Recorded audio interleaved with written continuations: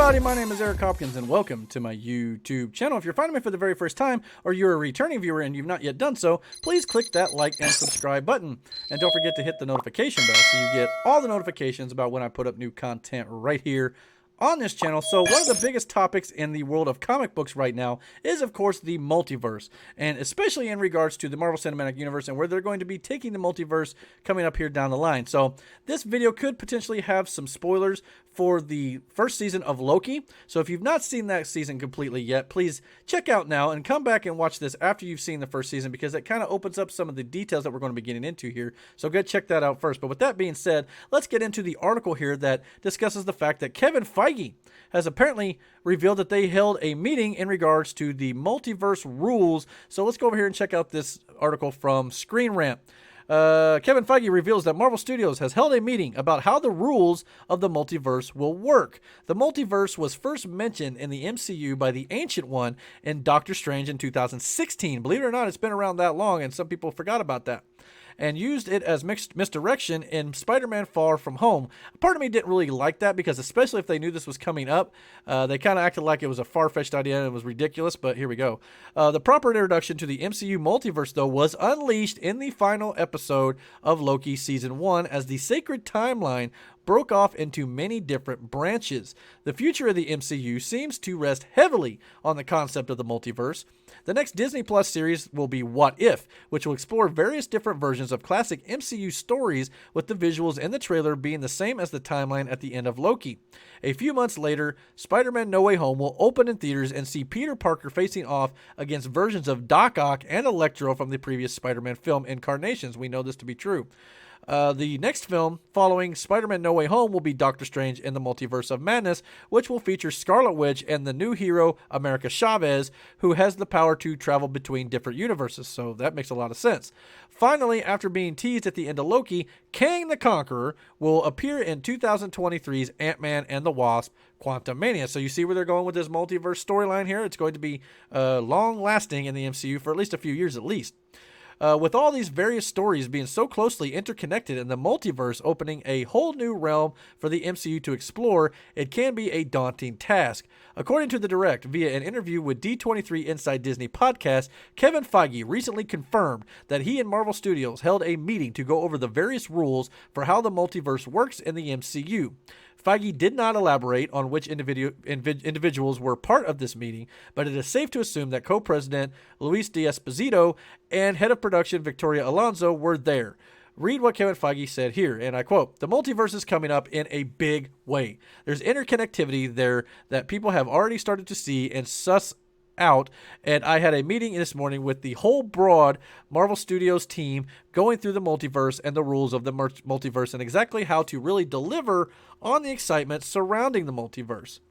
It is safe to assume that the various writers on the projects, including A.C. Bradley for What If, Michael Waldron, who wrote Loki and Doctor Strange in the Multiverse of Madness, Jeff Loveness, Ant-Man and the Wasp: Quantumania, Chris McKenna, and Eric Summers, who wrote Spider-Man No Way Home, were in attendance. Aside from Bradley, the various writers on the multiverse projects also share a connection, as they have all worked on projects by Dan Harmon, as both Loveness and Waldron worked as writers on Rick and Morty, while McKenna and Summers were writers on Community.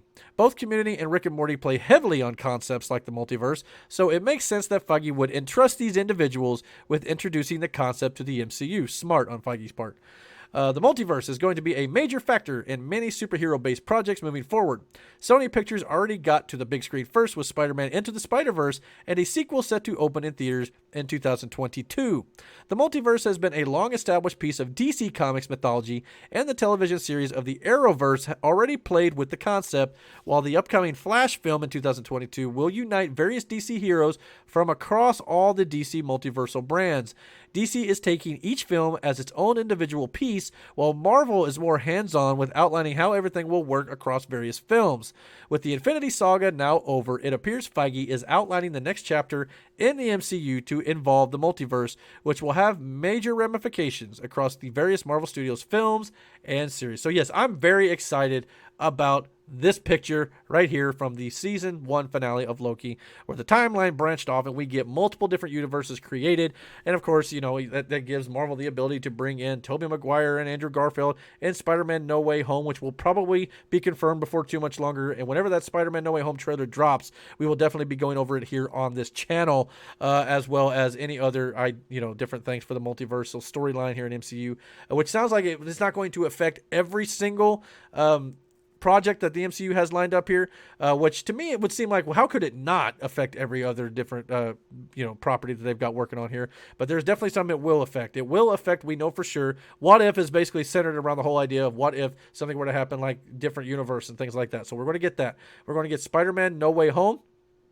And, of course, Doctor Strange into the Multiverse of Madness, which a lot of people feel like Doctor Strange would then correct the multiverse and get it back on this one sacred timeline, so to speak.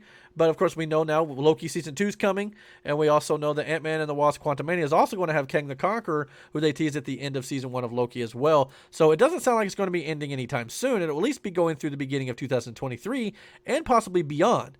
I still think that, if done correctly, Kang the Conqueror and the multiverse could be the next Infinity Saga, Thanos level threat that the MCU may face for the next 5 to 10 years.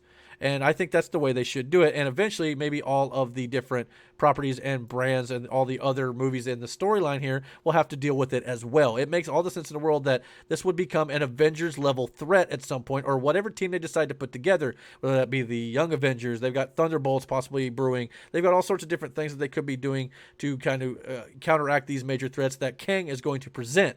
And they're going to need a lot of help, because Kang makes Thanos look like chump change in the world of comics. So whatever they got planned here, I hope it's big, and it appears to be that way. The multiverse has been broken wide open. The door has been kicked in, and it's going to open up all these different possibilities that I've done videos on about, and you can go check those out on the channel. I've got one pinned to the top of the channel right now that discusses what the multiverse means for the MCU in general, so go check that out on the channel.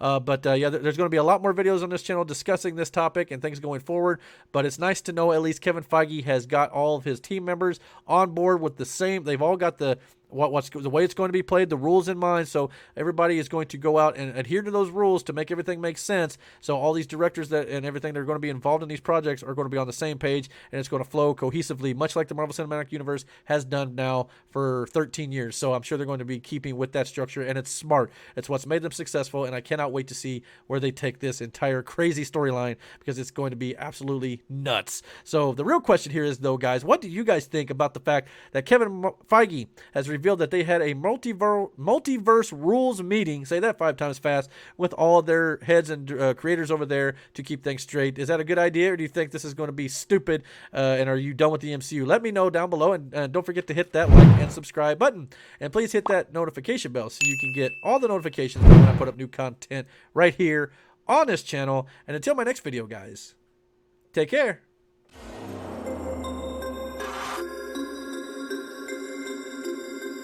Target